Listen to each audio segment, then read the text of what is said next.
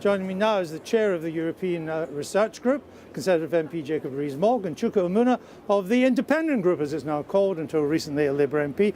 Welcome to you both. So, Jacob Rees-Mogg, you had Brexit within your grasp tonight. It was 2 weeks away, and you threw it away, didn't you? Well, the problem with the deal was that it didn't deliver on the commitment to leave the European Union cleanly, and that the backstop would have kept us in the customs union and de facto in the single market. So the issue today was on the deal. The default legal position remains, as the Prime Minister pointed out, that we still leave on the 29th of March. Well, it would have to be changed by law. Yes. And the law is not easy to change. Well, it could be done by what's called a statutory instrument. The Commons will not let this country leave on no deal. You must acknowledge that. Well, I don't acknowledge that because the House of Commons voted twice for bills that became Acts of Parliament that mean that we leave on the 29th of March. So it voted for the Article 50 Act and the Withdrawal Act. The Article 50 Act paved the way for the 29th of March, and the Withdrawal Act specifically mentioned it. The only way of changing the date is for an extension granted by the EU. And as you just asked Mr. Cleverly, what purpose would this extension serve? What is going to be asked for with this extension? But if you get an indefinite extension, it could be a year, it could be 21 months, it could be 2 years. A lot can happen in that time. Brexit might never happen. Historians will well look back as this was the night you lost Brexit. The point you make is a very fair and important one, and was certainly a consideration in how people voted. But I think the answer to that is that the moral authority of 17.4 million people who voted to leave means that very few people are actually standing up and saying they want to reverse Brexit. They're calling for a second referendum, they're calling for delay. But actually very few politicians are brave enough to go out and say that they want to overturn the referendum result. So I think that moral authority is very powerful, and that many people who actually supported Remain have accepted the result, including members of Parliament, and are willing to see us leave. Well, Chuka Umunna's beside you. I think he's one that wants to reverse the referendum. Do you think what happened tonight improves your chances of a second referendum? I think the jury's out on that, but ultimately, with gridlock in this place continuing, it's hard to see how you resolve the gridlock without referring it back to the people. But I think, frankly, people watching will just want the House of Commons to make a decision. Now, in some senses, we are moving along that track. So we are voting on Jacob's kind of perfect Brexit tomorrow, which would be to leave without a deal. Now, we all know that there isn't a majority in the House of Commons for that.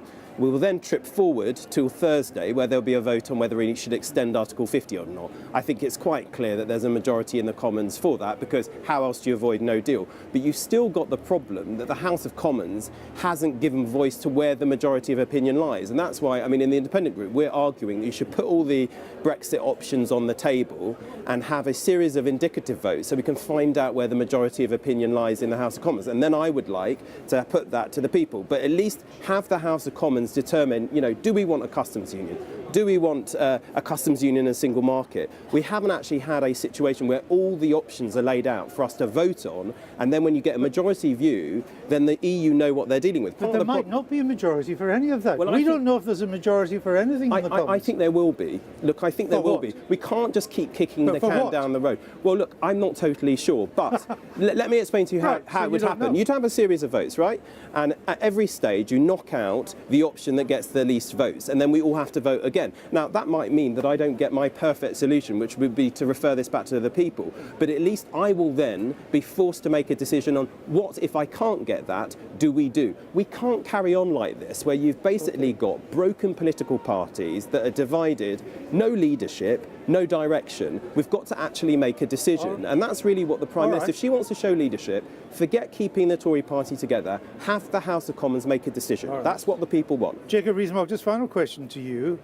I mean, a lot of people think you and your fellow Eurosceptics have tried to call the shots.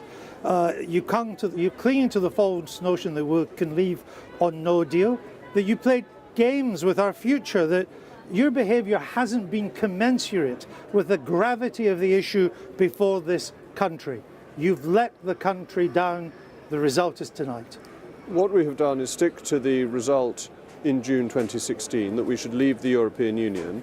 and the Conservative Party manifesto that we should leave the customs union, the single market, and that no deal was better than a bad deal. What we have done is stick to what the country asked for. The problem is a different one. You're not going to get no deal and you're not going to get a bad deal. You're getting neither. May I just finish? The problem is a different one, that we have an historic disconnection between the House of Commons and the electorate.